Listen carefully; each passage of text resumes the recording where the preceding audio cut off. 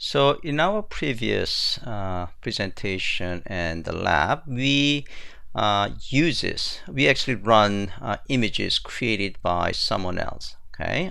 Now we're gonna learn how we can create our own Docker image and run it. So here we're gonna see how we can build and run a simple Java SE application. And we're gonna learn how we can create a file called the Docker file. So Docker file is a set of commands which basically describe how you can create your own image. Okay, it's an instruction for creating a Docker image. Then we're gonna actually build and run a simple web application, and then we're gonna push that image to Docker Hub, and then anybody can pull that image and run it on their platform. So let's see how we can build and run simple Java application as a Docker image and Docker image based application. So these are the steps. It's pretty straightforward. First of all, we're going to write a Java code. We're going to actually build simplest possible hello world application. And then we are going to write a Docker file. So as I said, a Docker file is a text file that contains all the instructions that are used to assemble an image. And then you're going to build your image. Again, the instruction for building an image is very simple. You say docker build, and then you specify the directory that contains the Docker file. So in our case, we are going to actually use the Docker file in the current directory. So we're going to use the dot as a directory. And -t is actually using, -t is used to give a name to your image. Okay, and then you should be able to run that image, and then you can push the image to the Docker Hub. Okay, so let's do exercise 1. So here we're going to actually build the simplest possible Java application. So let's actually try to, I'm going to go to the lab here. I already have a Docker hello world, so let me just remove this guy first.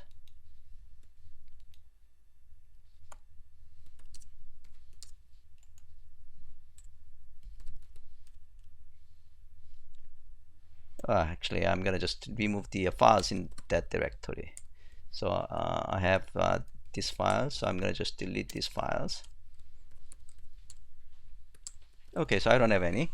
So you are gonna create whatever directory of your choice. So I name it as a Docker hello world. And here we're gonna write the Java code. So we're gonna write the Java code using any IDE or editor of your choice. So I'm gonna call the file as hello Java, and it's basically very simple code. All right, so I'm gonna save it. So now we are gonna create a Docker file. So here I just create the hello.java. And then we are going to, by the way, before you guys actually do it, just start the pulling Java. Java is like a 640 megabytes, all right? So just say Docker, Docker pull Java, okay? Because it's going to take some time, right? So, why don't you actually start that first, okay? So I'm going to actually go to another command line tool here. Okay, so I'm going to go to lab and the Docker hello world. All right, so I have a hello.java file, and I need to create a Docker file. Again, Docker file is the one that contains all the instructions for creating an image. So here I'm going to from Java. That means I'm actually using Java as my base image. And then you can specify maintainer. This is the name of the author of this image. So I'm going to say Sang Shin and put your name there. And copy command is I'm copying the current directory and everything in the current directory to user src directory. You can say user src or user share. Okay, either one is fine. Okay, as long as it's in fact the directory that is already present. Okay. And then work directory, meaning this is the work directory that future commands are being executed upon. Okay, so here we are going to use the user share or user src. So I'm going to use the user share and then run. So then we want to run this command on the server, on the container. So here we are actually compiling, using Java C and hello Java.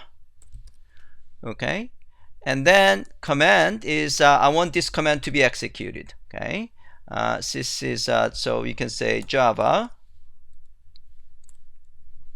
comma, hello. So we're gonna actually talk about each of these commands in a bit more detail later on. Here we are creating a very simple Docker file with this command. So basically, as I said, it's pretty simple.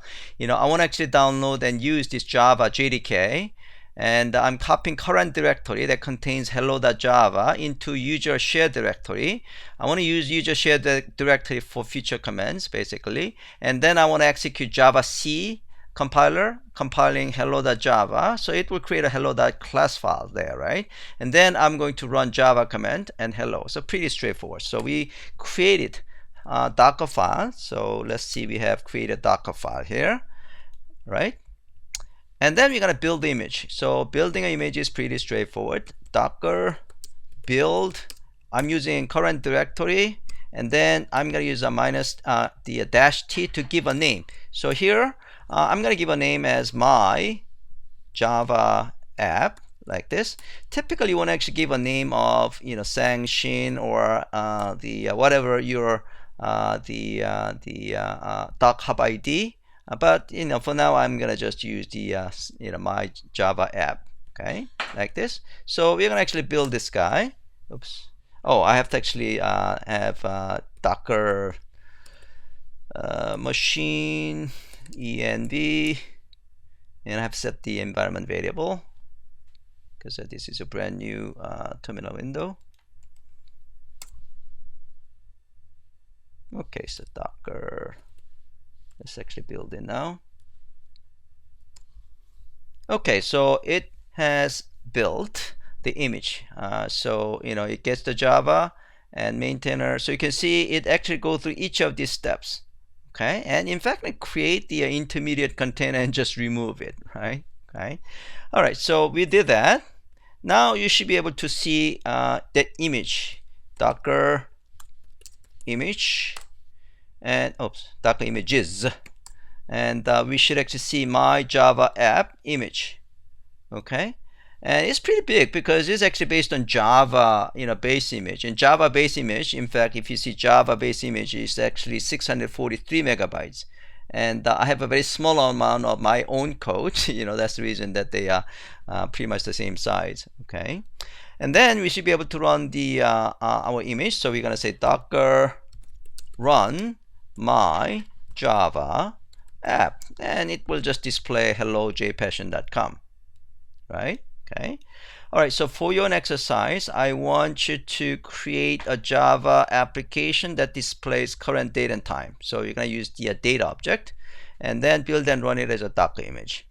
Exercise 2 is we're going to actually modify this code. So I'm going to actually modify this, where is my hello? Yeah, so I'm going to just say hello Java, and I'm going to modify. So instead of hello jpassion.com, I'm going to say code with passion, like this. We save the change, and we can just rebuild the rebuild the image. So let's see where we're gonna actually rebuild. So we're gonna rebuild. So it's gonna rebuild the image, and then when I run the application, it should reflect the new change. Docker run my Java app. Okay, so it displayed code with passion. Now we can actually modify the Docker file. So Java image is a JDK, but that's like 640 megabytes or something. So maybe I want to actually compile the things locally and then just use a JRE. So we could use OpenJDK the name of the image is this is the user ID. Okay, so we can actually modify the Docker file so that we don't actually use this huge Java JDK. All right, so I'm gonna actually copy this guy and use it here. So I'm using JLE rather than JDK. So this one's supposed to be a much smaller size. Okay, so let's try to build, see what happens. So I'm gonna try to build, and what happens is that it actually downloads that JRE, and it's about I think altogether 150 megabytes or something like that. And let's see what happens. We got this problem. Java C is not found. And that makes sense because we are using JRE instead of JDK, right? Okay. All right. So what we can do is that we're going to actually compile things ourselves. So we're going to actually say Java C hello.java.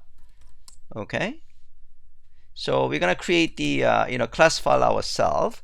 And then we can skip this guy, right? We don't need to compile hello Java on a container anymore. So I'm going to change this guy, so I can just comment this guy out. So if you say $, that is basically commenting out that line. So we're going to just save the change. All right, now let's try to build it. And it should actually succeed this time. Okay, so that succeed that time. And again, we should be able to run this guy. So we're gonna actually run. All right, and it display code with passion. All right, so for your exercise, I want you to modify the application you have created in exercise 1 and display hello message along with date and time, and then I want you to rebuild the application, and also actually try this one, usage of the JRE instead of the JDK. Okay, so I am going to give you guys about 10 to 12 minutes.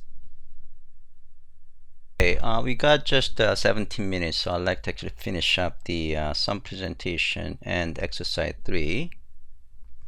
So let's look into some of the common Docker file commands. So from is name of the base image. Maintainer is the author of the Docker file. Run command, any shell command to build the image. In fact, you might have multiple run command in your Docker file. Entry point and command. Entry point and commands are basically doing something similar with a slight difference. Okay, so entry point, let's just specify different entry point other than the bin sh shell. Command, you can specify when command is something that gets executed when container is started. For now, you can think of them doing the same thing. I'm going to explain some difference later on. Copy copies files or directories from the host to the container. Work directory specifies a working directory. Default is root. Expose, you're exposing some port to the host machine. So let's take a look at each of these in a bit more detail. So from command defines your base layer. So as I said, images are like onions. It's actually built on the top of the other images. So they are built in the form of layers. Okay, and the from is the starting image. So it starts the Docker file. In fact, every Docker file must start with the from command. Okay. If you do not have any base image, then you can say scratch. Okay, here I'm starting from Ubuntu image and I'm actually adding something else. Maybe I might add a JDK or something on the top of it. This is the basically I'm starting with someone else's base image. Okay, that is the last example. Run command, any shell command used to build up the image you are creating. So in order to create the another layer, you're going to actually use a run, and then you're going to use a shell command. Okay, so for each run command, Docker will run the shell command and create a new layer of the image. This way you can roll back your image to previous state very easily, because it's like onions, right? The shell command after run runs in bin shell as a default. Okay, if you want to run a different shell, then you can specify that different shell. This is a bash shell. In this case, I'm running bash shell to make a to create a new directory. So this is an example. Make a directory over here using bin shell, and this one I'm using bash shell. Okay, the second line. Copy command, again, copies the local files or directories to the container. So here I'm copying docker entry.point.sh file into user local bin directory. Work directory says the working directory for any run, command, entry point, and copy and add directive subsequent to the Docker file. So that is a directory. These commands are going to be executed upon. Okay, so here, I did copy, and then I'm going to actually use this user share directory as a work directory. From that point on, run command, cmd command, entry point, and copy. These things are in fact working on this work directory. Command defines the commands that will run on the image as startup. So unlike run, this does not create a new layer for the image, but simply runs the command. Okay, so there can be only one command per Docker file. So here, when the Docker container gets executed, I want to run fpy Python application. Here, I'm going to run echo command on bash. Okay. Expose is actually for exposing some port. Okay. By the way, expose command is just a hint. It does not actually make that port accessible to the host. It's basically just the documentation. Okay. So these are example Docker files. Okay. So here we are starting from Docker BGBox as a base image, and we set the environment variable, by the way, and work directory. We're using the environment variable, in this case bar, so it should actually work the bar, same thing. And we can add this directory to the bar directory, and we copy it. And here we are actually starting from Java 8, and we copy this file into user share, work directory set, and then we are going to use the entry point. So I said, entry point and command are pretty much doing the same thing. The only difference is that command, if you're using command, the command arguments, command could be actually replaceable by the arguments that you specify when you actually run your image. So even though in our case, if I see command here, if I have a command like this, but if I specify my own command when I execute the image, this will be replaced by it. Entry point does not. Okay, so that is one of the slight differences between the command and entry point. And so for now you can think of command and entry point doing pretty much the same thing. Okay, all right, so let's do exercise 3. So exercise 3, we are going to actually build a Maven project locally, and we are going to create maybe a jar file, and then we are going to actually run it on the container. Okay, so I have provided this Docker Java Maven project on the samples Maven directory. So this is already provided for you. So I have to go to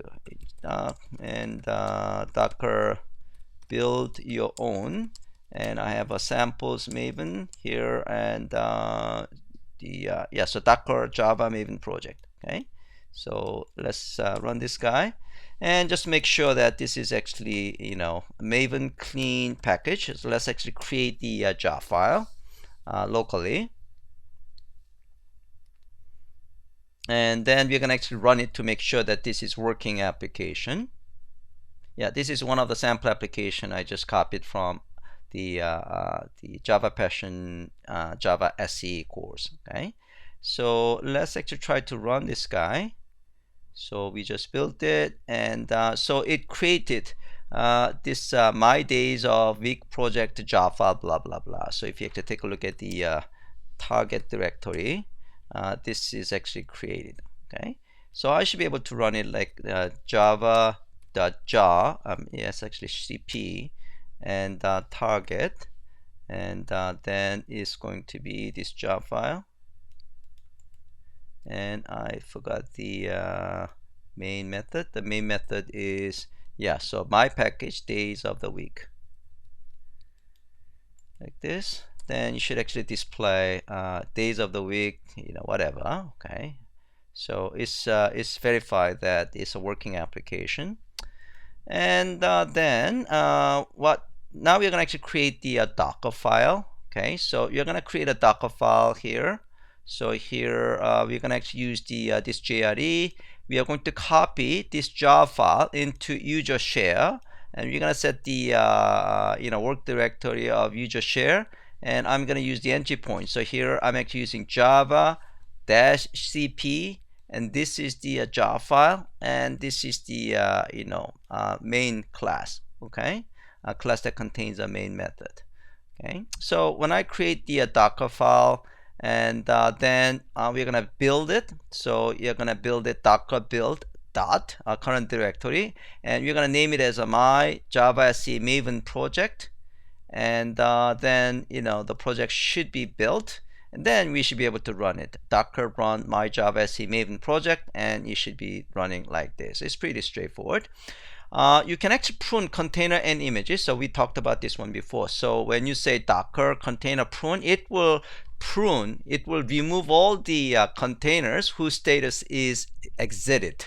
Okay, and then you can also unprune. You can also prune the unused messages. So if you see docker images and then you see this none, okay, so these are sort of what is called the dangling images, okay, that are not really being used. Okay, so in that case, when you say docker image prune, this will be pruned. So once you actually do that, and if you say docker images, and you're not going to actually see any dangling images anymore. Okay. All right, so I'm gonna let you do this exercise during the next 7 or 8 minutes.